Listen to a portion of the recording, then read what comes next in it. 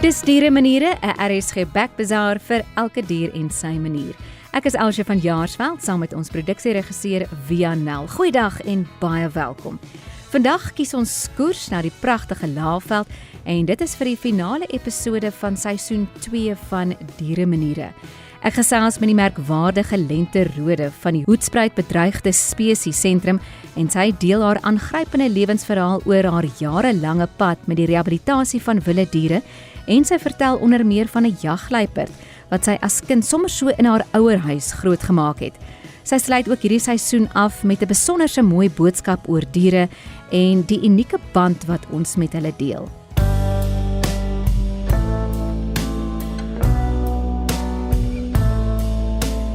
Verlede week het ons na die hange van die Walter Sisulu Botaniese Tuine in Rodepoort gereis. Ons het gesels met Johan van den Berg van die Black Eagles Project Rodekrans en hy het vertel van die uitsonderlike broeipaar witkruisarende wat te midde van die woelige stadslewe nes geskrob het in die hartjie van Johannesburg. As jy dit gemis het, geluister gerus na daardie storie op al ons digitale platforms. Maar nou is ons eers weer by Wian se dieregeleide en vandag het ons 'n baie spesiale gelei. Dit kom nie uit die wildtuin uit nie, maar uit my en Wian se hart. Luister bietjie hier. Vandag se leidraad is dat hierdie einste woef die groot inspirasie agter die ontstaan van Dieremaniere was. Sy het altyd gesorg dat mens weet sy is in die vertrek en sy het met jou gesels tot sy gekry het wat sy wou hê. Raai gerus watter spesifieke honderas dit is en luister tot aan die einde wanneer Wian vir ons die regte antwoord gee. Maar nou skuif ons reg vir ons kuier in die Laagveld saam met Lente Rode.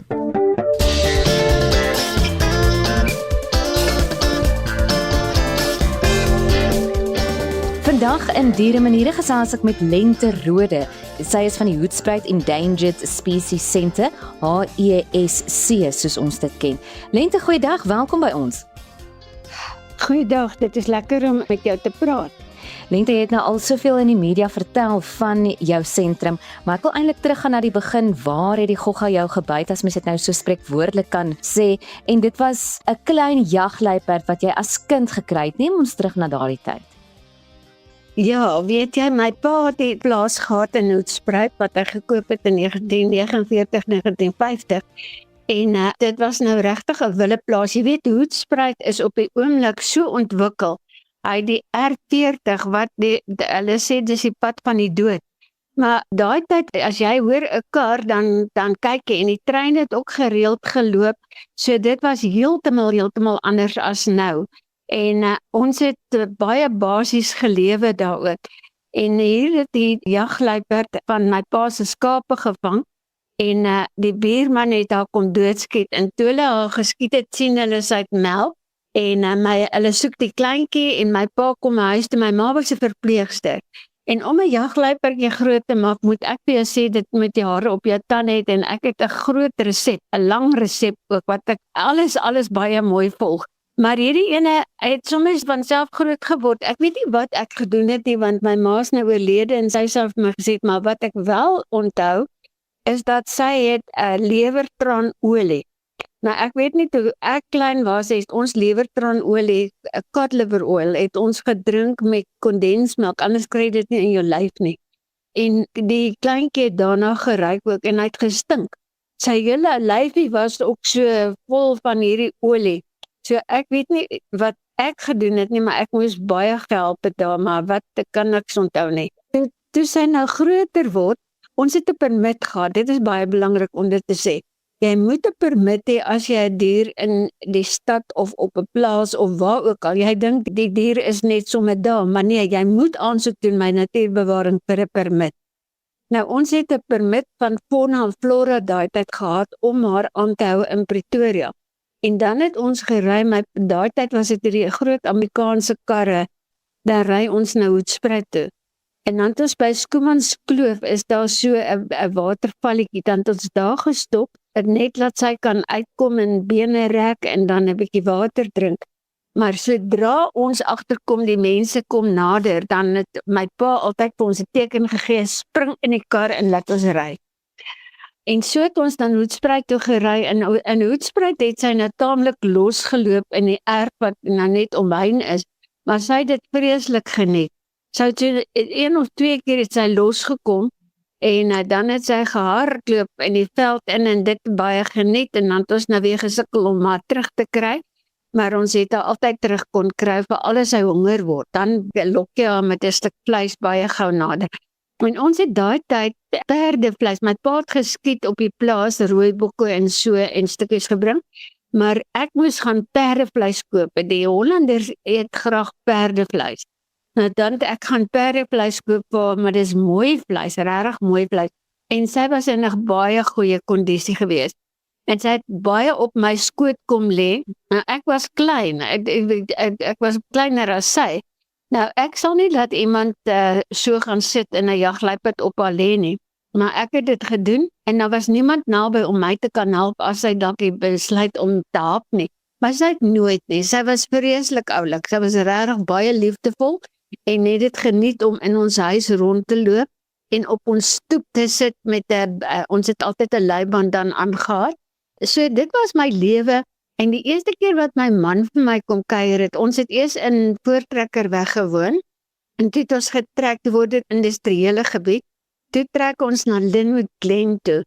My pa weet daar 'n hok gebou vir haar, wat en hy sê nou kan rondloop, en dan bietjie in die tuin ook kan kom, en dan het sy ook in die huis, ons huis se sitkamer was met skuifdeure oop, die stoep, en dan na die deel wat sy dan in is. En die eerste keer wat my man vir my kom kuier het, was die jagluiperd in ons sitkamer, en ek dink nie, hy het vir sy ouers vertel van hierdie vreemde meisie wat hy ontmoet het, wat in met 'n jagluiperd in Linwood woon nie. Maar hy het dit later ook gewoond geraak. Nou goed, toe ons nou getroud is, het hy nou gewoond geraak, daar's 'n jagluiperd in ons lewe. En toe ons die aangrensende plaas van die familieplaas koop, deur my pa, toe wonder ek nou, wat gaan ek my mee besig hou, want my pa het gejag. Toe dink ek maar, wat gaan my besig hou? Jagluiperd, dit sal vir my baie lekker wees. Ek laat hulle so vry, so 2, 3, en dan roep ek hulle, dan kom hulle, ek het so paradys idee gehad, dan roep ek hulle, dan kom hulle, en dan gee ek hulle kos, dan gaan hulle weer. Maar omdat ek so tyd, jy weet met die skool, moet jy terugwees vir die skool, my vakansies was altyd maar op die plaas. Ek onthou, ek het altyd gesê, almal gaan altyd see toe, maar ons gaan net altyd plaas toe. So dit was vir my lekker as ek 'n vriendin kon saamneem, maar daar was nie altyd plek vir die vriendin nie met hierdie baie diere van ons nie. Ek het eendag gedink wat ons mee gery het. Ons het 'n kraai gehad wat praat, hy kon sê Piet, hallo Piet. En ons het 'n kat gehad, en ons het 'n hond gehad, en dan het ons die jagluiperd gehad. So ons was regtig 'n dieretuin op wiele. Nou, so het ons toe die jagluiperd, ek het geweet Desmond Verredy, hy het 'n boek geskryf, Karajaka, en hy het ons jagluiperd gebruik vir die illustrasies van sy boek. En ek het hom gebel en gesê, ek stel belang om so 2 of 3 jagluiperd. Toe sê hy, nee, ek en my man moet vir hom kom kuier. En toe ons vir hom gaan kuier het, toe sien ek dat die diere is baie lief vir hom, en ek sien hy is baie lief vir die diere, maar ek kon sien dis baie verwaarloos. Sy vrou was 'n invalide op daai stadium, en hy het nie meer die finansies gehad om te sorg vir die diere nie, en hy wou hulle toe aan my man verkoop. En ek is nie 'n sosiale mens nie. Ek het gevrees hierdie leen-nes-sindroom, en ek sê toe vir my man, weet jy, dit sal vir my nou nogal lekker wees om so iets te doen. Nou my man was altyd baie wys, toe sê hy het nou gedink, as ons dit doen, moet ons die Universiteit van Pretoria kry, om te kom help om die uitleg te doen van kampe, want ja, ek weet wat om te doen met 2 of 3 of so, maar nie 30 nie, dit was 30 wat hy wou verkoop het. En my man het toe gedink en toe dit gebeur. Ons het hulle gekoop, en ons het die eerste kampe, dit het ons 'n jaar gevat om die kampe op te rig, en toe het ons hulle nou gebring, en 'n jaar lank het ek nou lekker nes geskrob, en ek het dit geniet, baie geniet. Toe sê my man eendag, ons moet praat oor 'n begroting. Toe sê ek, wat's dit? Toe sê hy, dit is waar jy begroot, hoeveel jy hierdie jaar gaan spandeer, want jy kan net soveel spandeer nie meer nie.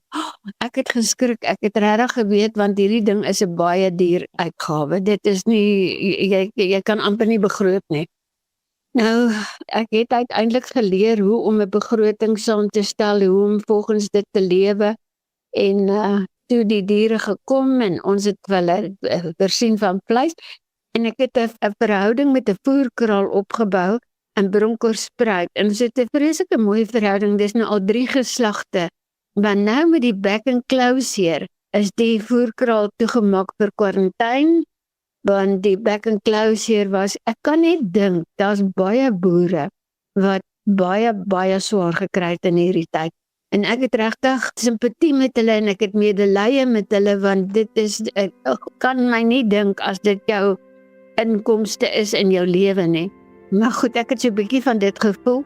Toe moes ons nou vleis aankoop. Nou vleis aankoop, die vleis wat ek gekry het van die voerkraal mag ek nie vir mense, ek teken ook 'n ding dat ek nie die vleis aan die mense sal aanwend nie.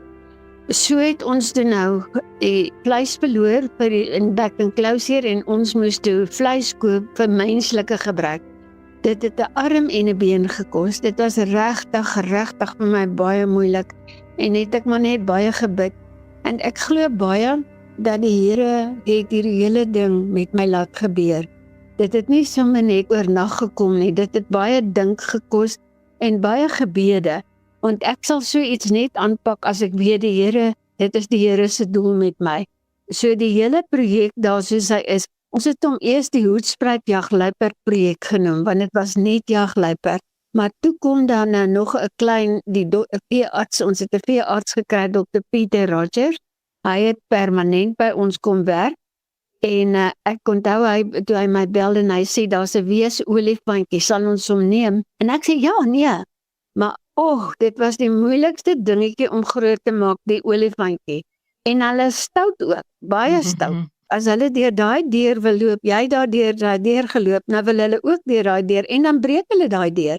So jy het 'n ding hier wat jy regtig voor moet mee werk vir baie lank. Nou 50-50 het 'n dokumentêr gemaak oor sy lewe, want ons het hom veld toe gevat. My idee was hy moet terug gaan bos toe. Maar wat ek nie geweet het nie, is dat die wilde olifante sal so diertjie nie aanvaar nie.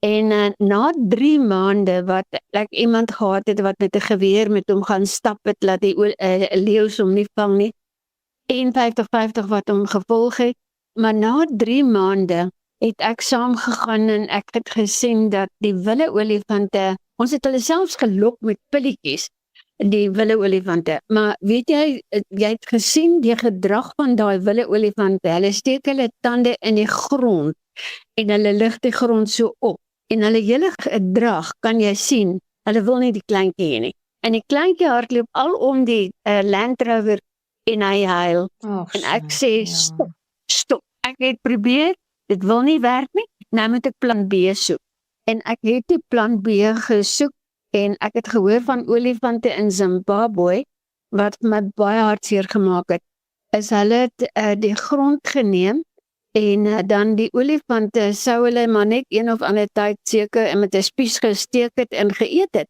En hulle klein lappies grond het hulle mielies geplant, en dan die olifante die mielies ook geëet in die aande, want hulle was net veilig in die rivier. En in die aande het hulle stalle toe gaan, ons het hulle ook in stalle, ons het hulle in die aande, het ons hulle dat hulle nie kan stout wees of iets doen wat nie goed is nie. Nou, die olifante het met hulle hanteerders, dit was waar die groot ding ingekom het, met die hanteerders, want ons in Suid-Afrika het nie mense wat weet hoe met olifante te werk nie, ek weet ook nie. Ek weet met Jabulani, maar ek weet nie van die res nie. So ons het die hanteerders ook gebring, en dit was 'n massiewe uitgawe. En wat ek nie geweet het nie, is dat my man sal doodgaan. Hy is in 2002 is hy in Maart oorlede. En dit was vir my 'n verskriklike slag, want nou staan ek alleen, ek weet nie wat om te doen nie. En daar sit jy nou met hierdie, jy huil en jy is bly. Dis 2 gemengde gevoelens. Maar ons het die olifante toe in stalle gesit, en ek het 'n kamp gebou, Camp Jabulani, wat ek is so trots op die kamp. En ek kan nou net weer fokus op die Hoedspruit Sentrum vir Bedreigde Spesies. Ek is nogal baie Afrikaans, ek is baie lief vir my taal, ek is baie gelowig. Ek glo die Here is met my en ek vra hom gereeld raad. En een voorbeeld, ons kry 'n oproep, hier's 'n luipertjie en hy loop nou al 3 dae hier al om 'n boom en die ma is nêrens te sien nie. En ek wil nie 'n luiperd hê nie, want ek ken nie luiperds nie. En ek wil nie die luiperd hê nie. En ek sê nee, dankie, ek wil nie. Maar weet jy, daai nag, ek kon nie slaap nie. Die volgende oggend bel ek vir die kurator. Ek sê vir hom, Christo, ry Messina toe. Nou Messina is ver van Hoedspruit. Ry Messina toe en gaan kyk, sê vir my, wat sien jy daar? En toe hy vir my die foto stuur, toe sê ek, bring die luiperdjie. Nou die luiperd se naam is Messina. Sy is verskriklik liefdevol. Ek is so baie, dan dink ek wonder wat sal sy doen as ek ingaan, maar ek ken hulle nie en ek is bang vir hulle. En sy is vreeslik liefdevol. Nou, hoe maak sy so? En sy rol, en as jy 'n olifant misbal vir haar gee, sy speel hom op. Sy speel hom, sy geniet dit vreeslik. En sy het 'n baie mooi kamp wat sy in 'n boom klim, hoog bo in die boom. So dis een dier wat ek nie wou gehad het nie, maar wat ek nou het. Wat vir my ook belangrik is die navorsing. En ons het intussen tyd ook renosters wat die koeie, dit was vir my ook 'n verskriklike skok. Die veearts bel my en hy sê vir my, weet ek van die renosters wat geskiet is op Kapama? Ek sê nee, ek weet nie. Dus dit mense wat ons dink hulle het met 'n helikopter gekom, want daar was geen spore toe ons die honde bring. Daar was, want ons het spoorsnyhonde. Ons sekuriteit is baie hoog, anti-poaching. En toe was daar geen spore wat hulle kon volg nie. So hulle het van 'n helikopter af het hulle die bul geskiet en hy het geval op sy bout. En dis waar ons die pylgeweer se pyl die dart gekry het. En die koeie het geloop sonder hulle horing, maar dit is 'n grieffoto. Dit is 'n renoster waar daar geen horing meer oor is nie. En Dr. Rogers het my gesê hulle gaan nie oorleef op Kapama nie, want die Meyers gaan in. En jy sal hierdie diere baie fyn moet dophou. Dit is hulle gebring na, ek het 10 hektar kampe, so dit lyk na asof jy vry is. En die 2 koeie het daar gebly, maar ons moes omtrent baie keer sommer elke week moes ons die kap, hulle het 'n deksel gemaak van blik en dan het hulle gate geboor in die kop om daai sink vas te hou, maar dan juk dit, dan probeer hulle dit afkrap en dan kry hulle dit af ook. En dan so moes jy dit oor en oor doen en dan het jy elke keer 'n helikopter moes inkry om hulle te soek, want hulle hardloop, as hulle jou hoor, dan hardloop hulle. So ons het hulle darm gered gekry en hulle is weer vrygelaat waar ek baie bly is en hulle het ook 'n kalfie gekry. So dis vir my ook belangrik om anti-poaching was vir my altyd van klein af. Want daar was mense, ingenieurs wat in Palaborwa gewerk het en die man het vir my man vertel dat sy stokperd die naweke is. Hulle ry en dan soek hulle met 'n soeklig vir 'n oog en dan skiet hulle daai. My pa het oral hierdie liggies gesit wat jy op karre sit. En dit het nogal gehelp, maar ek bedoel, dit is nie al nie. Kan jy dink dat mense so iets kan doen? Ek kan dit amper nie dink nie. En dan daai dier gaan dan dood, of hulle sny die draad en hulle gaan haal die dier en hulle gebruik die vleis. Ag, weet jy het met sulke vreeslike dinge te doen dat jy nie weet of jy gaan ooit oorleef nie. So ons het 'n groot uitdaging in Suid-Afrika om ons diere te beskerm. As jy nou kyk wat het gebeur in die wildtuin met die mense daarbo in die noorde. Ek kan dit nie glo nie, dit was altyd 'n veilige plek. Jy het gedink jou kinders is veilig daar en nou dit. So ons het 'n groot uitdaging. Ons polisie moet net baie skerp word. En as ek het nou die dag gekyk hoeveel privaat sekuriteitswagte is daar wat privaat, dat nie deur die regering nie, maar wat privaat. Jy by jou huis, oral waar jy sekuriteitsplekke kry wat hulle dan die plek omheen het, en dan mag niemand daarin behalwe met deur die beam en jy wys jou paspoort of jou ID. En ja, dit is eintlik jammer dat ons so moet lewe, maar dit is nou soos dit is en dit gaan seker erger word. En nou met die Ebola wat daar in die Kongo, is 'n mens net bang dat daar nou nie weer so iets gebeur soos COVID nie, want COVID het ons ook baie hard geslaan.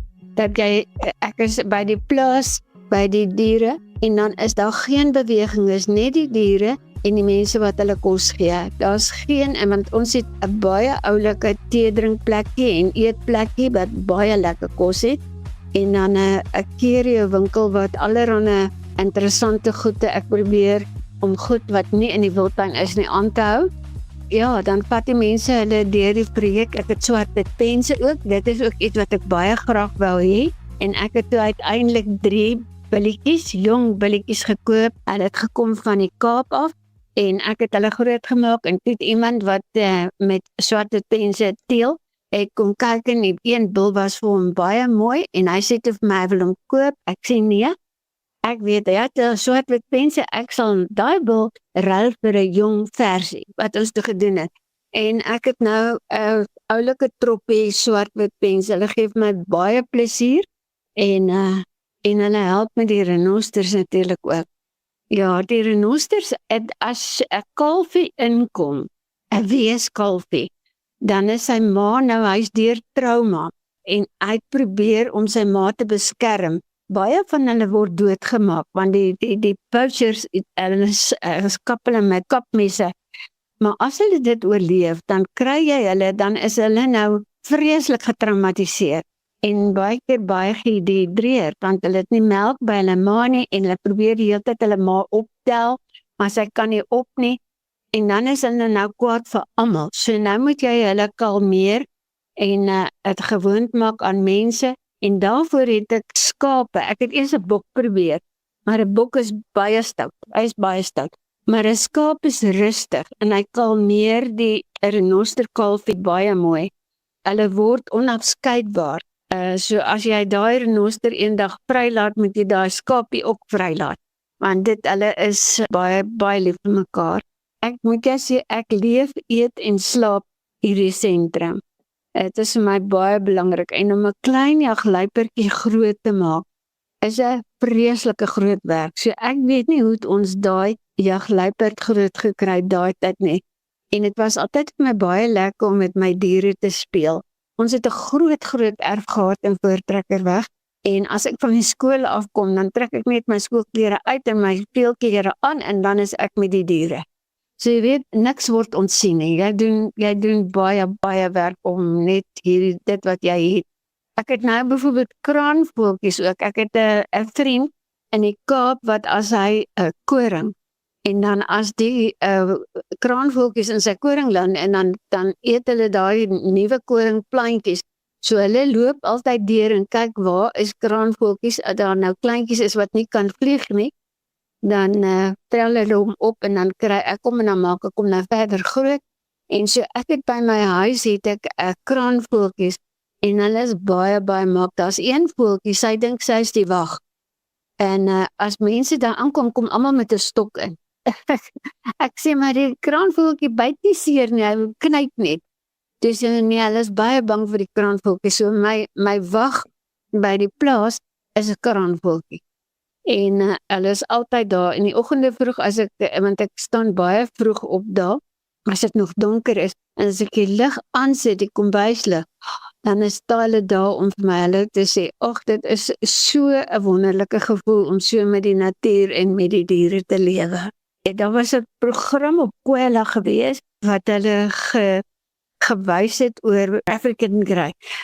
En ek het dit toe opgevolg, en ek het so intoe gegaan. En om dit te sien, was vir my net so skok. Hulle het so baie voëls, in hokkies, en ek sien een voël wat nou mooi al die vere het, en ek sê vir haar, ek wil graag daai voël hê. Sy sê nee, hy's nie reg om te gaan nie, jy kan hom nie vat nie. En sy gee toe vir my 'n ander voël, en dan sit ons om in 'n hokkie, en nou ry ek terug Pretoria toe met die voël. Maar nou kort hoor ek piep, piep, piep, piep, en dan kyk ek, maar waar is die kar? Nee, ek sien nie 'n kar nie. Toe later kom ek agter 'n sekere ou kar se toeter wat ek nou hoor en die voël kan dit nou baie goed namaak. Nou die voël is nou Paulie. Nou Paulie is baie stout, hy vlieg ook. En as hy wegvlieg en hy's baie lief vir die swart mense, as die een vrou wat nou die badkamer so goed skoonmaak, dan loop hy al agter haar aan, hy soek net vir haar. Hy hou nie van my nie, as ek naby kom, dan begin hy sy vere te pluk, en dan loop ek dadelik weg, so hy het na agter gekom, as hy my wil nie, dan, hy weet nie, ek het hom gaan haal nie, en ek kan ook nie in sy kop te kry nie. Maar jy weet, die mense wat African Grey koop, weet nie hoe lank daai voël lewe nie. En as hulle doodgaan, dan bly daai voël, en daai voël is so geheg aan sy familie. Dit is tragies. Ek het een voël gekry, Koos, by 'n vrou wat sê sy werk heeldag, en sy kry die voël jammer, hy sien niemand in die dag nie, en in die aand kom sy by die huis en so aan, en sy wil hom graag vir my gee. Nou, ek het 'n groot stomp daar opgerig, dat hy daar kan sy kos kry, en water, en hy bad ook daar in sy bakkie, wat ons so gemaak het, en hy was baie gelukkig, toe sy later dood aan ouderdom. Ek was baie hartseer, maar besluit ek wil dadelik weer, en toe kom hierdie program op Kwela, en ek sien, ek gaan hierdie papegaai, maar ek dink ek wil sommer nog 'n papegaai, want hulle gee baie plesier aan die mense, maar niemand mag aan dat papegaai pad nie. Niemand mag nie, want almal wil na buite. En dis goed, ek wil dit so hê. Maar die mense besef nie, hulle het e-mailgoeders aan hulle vingers en aan hulle hande nie, en so wil jy jou diere daarin beskerm. So, dit is nou hoe ek begin het. Sjoelente, dit is 'n merkwaardige storie, en dit klink nou vir my, jy weet, jy leef, eet, slaap, hierdie sentrum van jou, want daar is nie 'n rusdag nie. Die diere het elke dag versorging nodig, en jy kan ook nie werklik met vakansie gaan nie, so dit is 24 uur wat jy besig is met die sentrum. Nee, dit is baie waar, en jy weet, jy kan nie so by enige ene, ek het nou mense wat my help, ons noem die persoon die kurator, jy moet eers kyk hoe daai persoon regkom met die diere, en as die persoon dan regkom, dan vat dit nou 'n tydjie om, dat jy eers kan sien, die persoon is juist gemaklik met die persoon. Ek het een jagluiperd bijvoorbeeld gehad, maar sy was baie mak en sy kleintjies gehad ook. En ek gaan toe deur om vir 'n vriendin van Amerika haar te wys met haar kleintjies, want sy staan nou baie belang. En ek vat net so deur die draad, vryf mekaar en ons gaan aan. En die meisietjie wat saam met my loop, wat na die mevrou moet kyk, die vrou sit haar hand ook in en sy vryf, en die volgende oomblik toe by daai jagluiperd daar. Weet jy, die meisie het haar kop gehou en sy die jagluiperd aan sy ore getrek en teen die draad en toe sy gelos. En ek sê toe goed, nou gaan julle eers dokter toe laat sy nou al die inspuitings en alles kry. Hulle gaan toe daar in Bosbokrand na die naaste die dokter wat ons kon aandink. En daar gaan my mense, nie die kurator nie, die ander meisie, daar val hulle flou. Want die dokter moet nou in die wond met hy inspuit. En daar val hulle flou. Ja, volgende dag ry ek toe Pretoria toe met haar, want sy moet nou terugvlieg New York toe. En die aand sê sy vir my, Lente, jy moet net kyk, want ek dink hier's fout met my arm, met my hand. Toe is daar bloedvergiftiging, jy kan sien hoe gaan dit op. Ek is met haar na die hospitaal toe, en ek sê, julle moet hierdie vrou regkry, sy moet môre New York toe vlieg. En hulle het haar toe op 'n drip gesit, in die nag, en die volgende oggend het ek haar net voor sy moes vertrek, het ek haar gaan haal, en toe sy in New York kom, toe gaan sy natuurlik na haar dokter toe, en sy sê, dis wat met haar gebeur het, en die dokter glo natuurlik van die Suid-Afrikaners weet niks nie, en hy haal al haar steke uit, en hy maak die wond weer skoon, en hy begin weer met haar.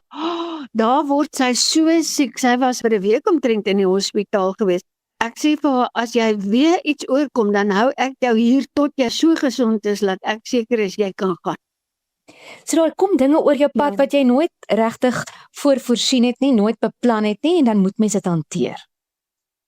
Ja, maar jy skrik ook so, jy weet, jy word so, en vir altyd die ene wat nou met haar kyk, flou word. Jy weet, dan denk ek, jene, wat, ja, so. Ek kan net sê, dankie dat die Here vir my iets gegee het, wat vir my bevrediging gee, My man is nie meer daar nie, my kinders is uit die huis uit en ek het gelukkig hierdie belang wat my baie besig hou en ek moet gereeld gaan en kyk dat dit alles goed gaan, maar ek het oulike mense daar, maar jy kry hulle nie sommer agter elke bos nie. Lente, jy het vroeër gesê, jy was bietjie bang vir die Leeuw-Nes-sindroom en dit is toe ook alles nou so vinnig begin eskaleer het. Het jy toe ooit die Leeuw-Nes-sindroom gehad of sommer heeltemal vrygestel van dit? Nee, hy's weg, want my kinders het en ja, dit het gegaan van krag tot krag. My pa, as hy moet dit nou sien, sal hy baie trots wees op ons almal. Ek kan net dink. Ons het vroeër in Diere Maniere met Adien gesels, ons het die olifante daar leer ken, ook 'n merkwaardige storie. Hoe het mens hierdie ding deur die jare gefinansier? Want ek kan nou hoor, mens weet nie noodwendig wat oor jou pad kom nie, daar kom 'n diertjie, jy wil nie noodwendig die dier hê nie, op die ouende moet jy maar die dier inneem, en dan is jy maar te bly jy die dier ingeneem, maar daar's verskillende behoeftes van verskillende diere, nuwe navorsing, jy moes met mense praat, verskillende voer ook van plekke af kry. So waar het jy geld gekry om hierdie hele sentrum aan die gang te hou? Weet jy, ek het eendag gery met die radio aan en ek hoor hier's twee vreeslike moeilike mense by Camp Jobelani by die olifante. En ek sê vir hulle moet hulle na my toe bring by die projek dat ons koffie drink. En ek praat vir haar, het sy kinders en hulle bly in New York en hulle bly op die 20ste verdieping. So dis vir my soos 'n voeltjie. Maar in elk geval, ek vra vir haar, wat het sy het 'n hond en sy het 'n kat. Ons het dit in gemeen. En haar man is 'n prokureur. En ek het op daai stadium het ek die black-footed katjie gehad. 'n Black-footed katjie is die kleinst gekoelde katjie, maar hulle noem hom ook die Andeep tiger. Hy is vicious, hy is so kwaad. Maar ek het eenetjie gehad, Katreintjie, wat ek groot gemaak het. Maar wild, jy weet, jy kan nie haar vashou nie, sy laat dit nie toe nie. En ek vertel toe vir hulle van die katjie en hulle wil graag die katjie sien, maar hoe meer ek vir hulle vertel van wat ons alles daar doen, hoe meer raak hulle betrokke en sê hulle, ek moet dit doen, maar dan sê hulle vir my, ek moet 'n nuwensgewende ding stig vir Amerika, dat hulle kan belasting aftrekbaar is. En ek sê, maar ek weet nie hoe nie, toe doen hulle dit vir my. En hulle hou toe, sy hou baie van onthaal, en sy kan baie goed onthaal. Nou hou sy etes vir 14 dae agter mekaar, dieselfde spyskaart, maar dan nooi sy mense en die mense moet betaal om te kom. Party gee sommer groot donasies. En dis hoe ek aan die gang gebly het. Hulle dit 19 jaar gedoen. Volgende jaar gaan die laaste jaar wees, want hulle word nou oud en so. En dan weet ek nie van daar af gaan die Here gaan voorsien. Wel, dit is hoe dit gewerk het die afgelope hoeveel jaar wat jy al besig is met die sentrum. Ja. Hoeveel jaar is dit nou, Lente? Dit het begin in 1998 het ons geopen. My man kan alles baie goed doen. Hy's regtig baie goed. Ek is baie trots gewees op hom. Maar toe hy wegval, toe ek het nou alleen moet doen, was dit vir my 'n verskriklike uitdaging, maar ek het regtig net besluit, ek gaan nie los nie, ek gaan aan. En so dis 1998 het ek begin, en dis nou, wat 2026, ek kan nie glo nie. Ja, oor 2 jaar is dit 30 jaar wat jy besig is met die sentrum. Ja.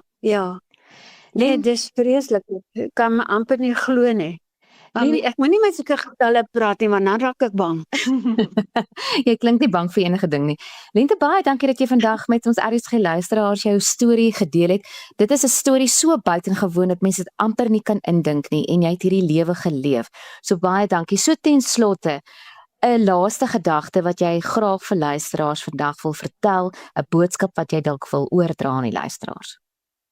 Ek wil vra dat elke mens wat 'n dier het, of 'n hond of 'n kat of wat ook al, pas daai dier op na die beste van jou vermoë. Want ek kan nie glo dat mense honde gevegte het en sulke goed nie. Dit is net vir my te veel om in te neem. En die poachers natuurlik is 'n groot probleem. Ons praat daarvan, niemand wil meer renosters aanhou nie, want dit kos te veel om die sekuriteit van daai renosters te kan volhou. Maar ek glo die Here sal voorsien. Lente, baie dankie vir die onderhoud vandag. Dit was heerlik om met jou te gesels. En alles van die beste. En mag daar net soveel seëninge oor julle pad kom.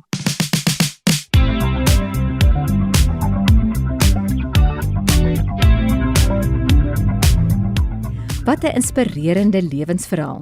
En dit bring ons ook by 'n hartseer oomblik in hierdie seisoen. Ons het intussen kennis geneem van die afsterwe van Eugene Cousins, met wie ons in episode 5 van hierdie seisoen 'n in-diepte onderhoud gevoer het oor sy merkwaardige werk met die sjimpansees.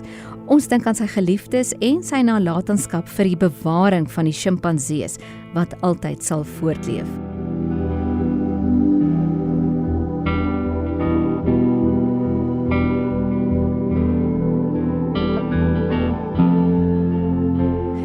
Wian, voor ons finaal groet, ons is terug by jou vir die allerlaaste dieregeluid van hierdie seisoen. Kom ons luister weer. Ja, Wian, waarna het ons geluister? Vandag se geluid was niemand anders nie as jou eie Beagle Gabby. Beagles is natuurlik bekend as vriendelike, energieke jaghonde met daardie kenmerkende lang ore en 'n stem waarmee hulle definitief kan gesels tot hulle hulsin kry. Baie dankie, Wian. Ja, dis my oud honde-kollega Gabby en sy diep spore getrap. Wian, vir jou ook wat al die pad saam gereis het met dieremaniere, dankie. En hopelik maak ons gou weer so. Dit bring my ook aan die einde van seisoen 2 van Dieremaniere. Ek wil vir jou baie dankie sê dat jy altyd saam geluister het en altyd saam met ons hierdie stories beleef het. Ons het deur hierdie seisoen soveel wonderlike dierestories leer ken. En oral is daar mense wat hulle lewe daaraan wy om na hierdie diere te kyk en om te sien, van die sjimpansees in Angola en die witkruisarende in Johannesburg tot 'n museum vir honde en ook hoe ons met diere kommunikeer. Onthou, al ons episodes bly gelukkig beskikbaar op die RSG toepassing en al ons groot digitale platforms, sodat jy weer en weer daarna kan luister. Maar wie weet, dalk gesels ons gou weer in die toekoms oor diere. Ek is Elsje van Jaarsveld, ek groet ook namens Wian. Tot ons weer oor diere gesels op 'n volgende keer. Totsiens en soos altyd, geniet jou diertjie.